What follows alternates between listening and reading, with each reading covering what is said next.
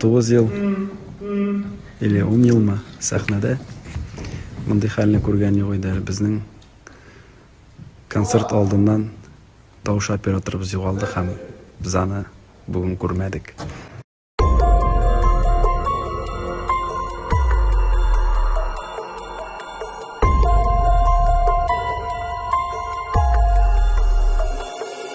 Артур флешка іздерге деп шығып кеткен болған. Бүтін көрмедік. Концерт барышында келіп шығар деп күткен, концерттан соң да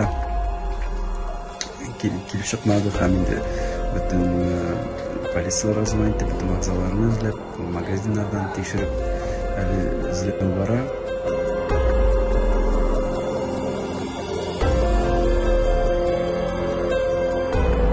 Нәрсегені жазмайлар, хайп дейлер енді.